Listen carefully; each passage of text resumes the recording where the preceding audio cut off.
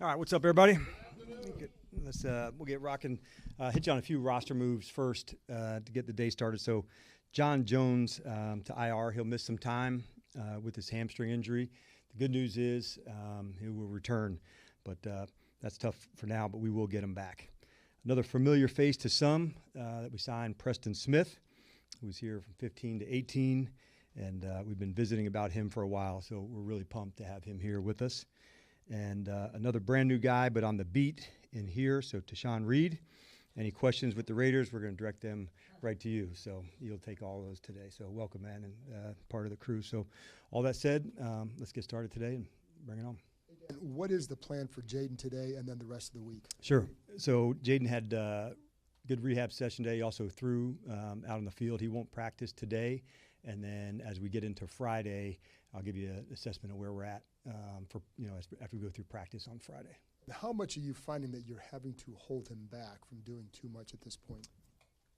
Yeah, we're going through that process. Like, that's him as a competitor.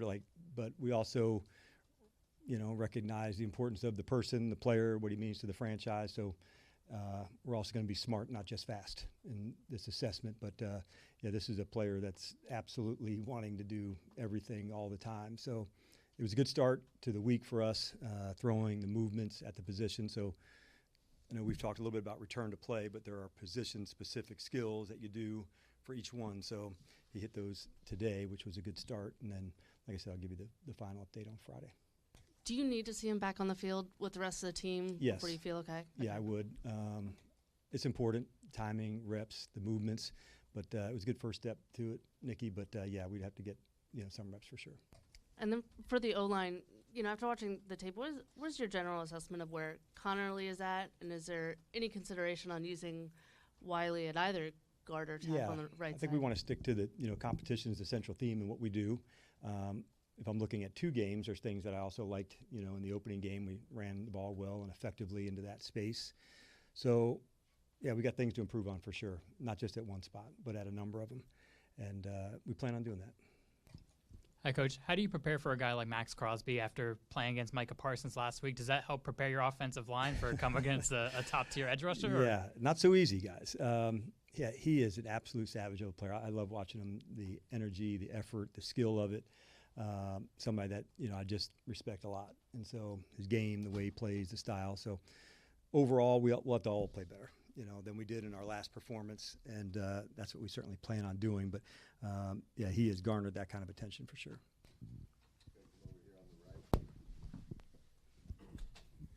With Marcus, you guys were slow in bringing him back, making sure he was back from the Achilles. From what you saw last year and what you've seen from him, the confidence level I know is high. What do you expect from him? Yeah, if called upon, we would certainly expect Marcus to deliver in the fashion that he does. He has been like a real standard as a commander, player, teammate in elite ways. And so each player that we would feature, they'd be featured in not exactly the same way, although mobility for him and Jaden and, kind of coming up in similar styles, but not exactly the same also. So for all the guys, we have, ways that we'd feature them and how we would play if called upon, and that's what we'll do. But, we have, the utmost confidence in him. Dan, could you elaborate on the signing of Preston Smith and kind of the role that you envision for him here? Yeah, we've actually discussed Preston for a while. Edge, he's strong, proven pass rush ability. We like his size, too, and so with Dietrich being injured, if we had another chance to add another person to that group, it seemed like the fit. And so I've followed him for a long time. I feel like it's one of those players I've known but didn't have a chance to coach and always have wanted to. And so when he was able to come in for the workout and be here, it just felt like a good fit. He saw him hanging out with Kerrigan, for them playing some years together and having that person, okay, this is what we do here, this is how it's going. I'm hopeful that Ryan can help on that onboarding process, but this is a veteran guy who will get up to speed quick. You can tell he's a bright guy, but you can tell he really worked hard to get himself in shape to be ready for the op when it came, and he had a few of them. Dan, obviously Pete Carroll played a huge role in your development as a coach, going on to be a head coach with the Falcons and again here. How valuable have the lessons that you learned from him been as you navigate your career, and what's it going to be like to face off against him this week? Yeah, we've gone against each other a number of times, over the last, I guess, 10 years or so. What did I learn? Man, a lot. And he helped me grow. He helped me develop. Like most, times when you get to help bring someone along, confidence, belief. So I'd been a defensive line coach for a long time, and I'd left for 2 years to go to Florida, brought me back as the DC, and so that's the type of confidence and belief. For him, I think, like his rock-solid philosophy. That's such an important thing that you need as a head coach. Sometimes as a play caller, you're just this unit, just thing, but as the head coach, man, it's everything. And so two of the very best that I've been around in instilling a philosophy was Pete and Nick Saban. And they both, everybody knew how you get down and what's required and what it's about. And so that was such an important time for me. And also doing it in your own authentic way. I've certainly learned a lot from him, but I would, think it's more in my flavor of how I do it. But it was certainly a really important part for me. Hi, Dan. Hello.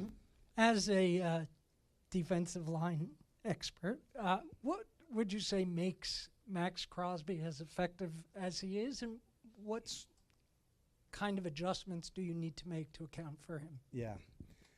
I think the first two things that come to mind when I think of him, this is like elite effort. And like, okay, yeah, I've heard that a lot, but I'm saying it's at the upper range of it where he can, his stamina to go hard over and over again. He's got great bend. By that, I mean he can slip and slide in between a tight end, a tackle, and then the skill work of it. He loves pass rush like Vaughn, and so for those two, kind of doing the pass rush summit, there's a level of studying and preparation. Instincts, I would say, are a big part of that, but man, do I love the first step quickness and just the absolute dog of a competitor. Sometimes you don't win on the first move, and you have to stay relentless, and that is absolutely been part of his career.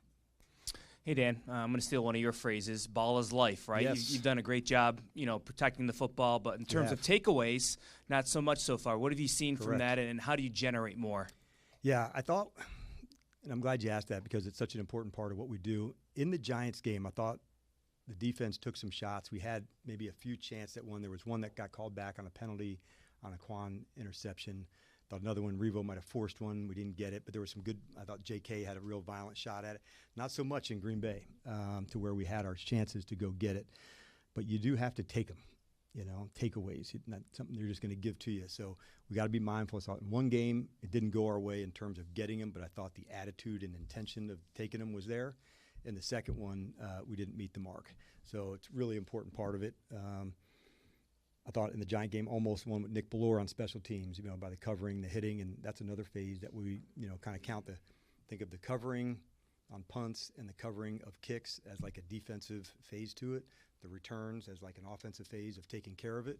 But it's really important, and we know it helps us win.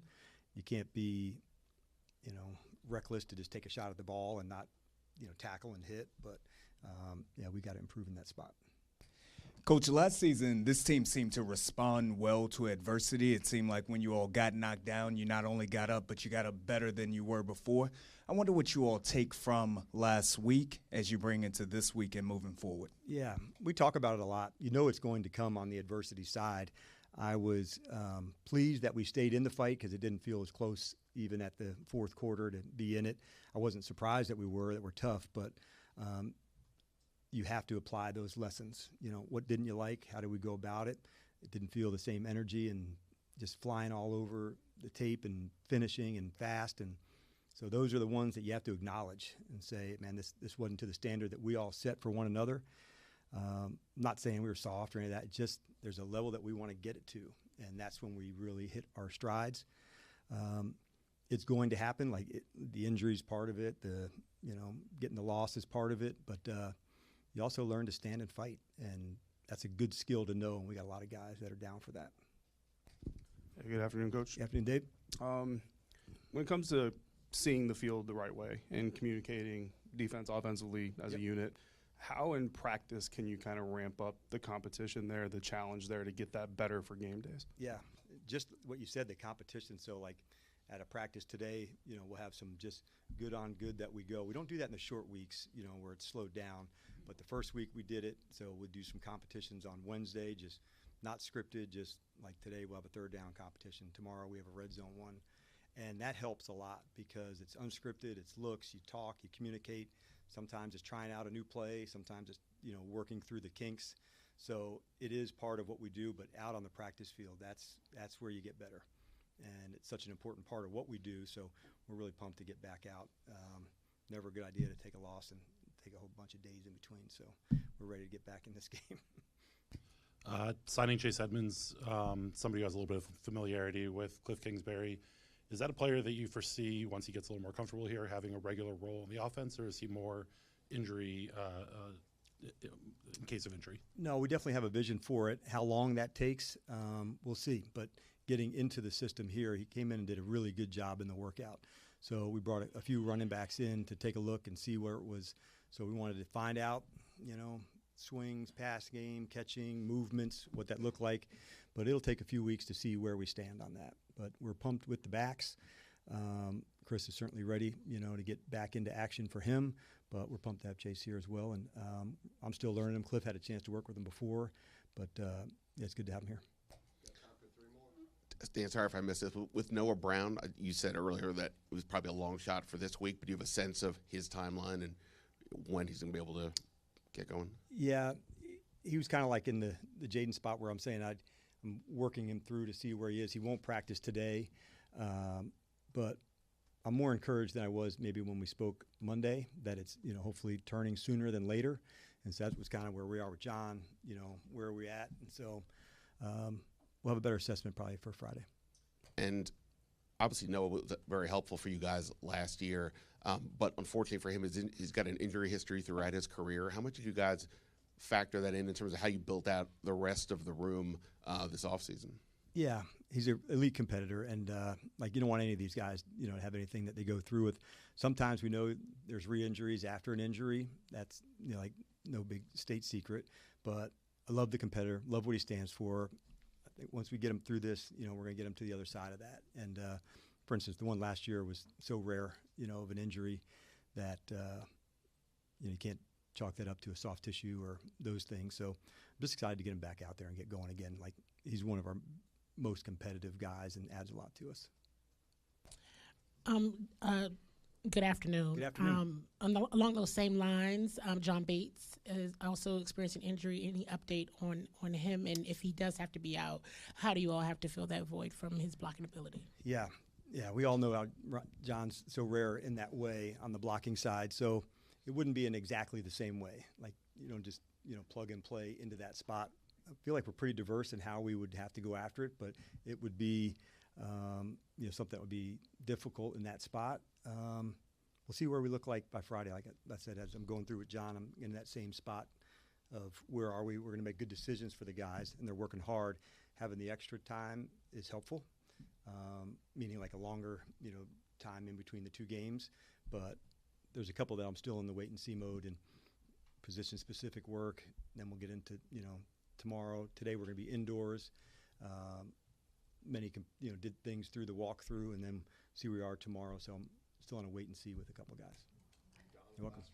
Hey, Coach. Hey, in Don. looking at the Raiders, what comes to mind first in facing them? Geno Smith is under the center. What do you see in that team? Yeah, there's a lot to like. They have obviously talk about Geno, he's got one of the strongest arms, can absolutely rip the ball. I think they got really good tight end group. They've got speed and route runners at receiver. I think an excellent running back, especially in terms of breaking tackles. So when you put all those together, run game, tight ends, receivers, strong arm quarterback, you can see that's what I thought of first. And then on the D side, I like, the ends, the rushers that they have. Kuntz is back. They've got veteran, strong linebackers down there that are inside, a safety that we know well, and Chin, who's just down in the box and tackling well. So when you look at them, you see, okay, featuring players, identity, style, attitude, and a lot to like, in terms of who they are, and certainly with the running back and the tight end, these are some really talented guys, who are young guys just kind of on their way up. So we'll have our hands full. All right, thanks, Coach. All right, thanks, everybody. No questions for Tashawn Chickens. You wearing a sport coat to the presser. What a kiss ass. Don't you have questions for him?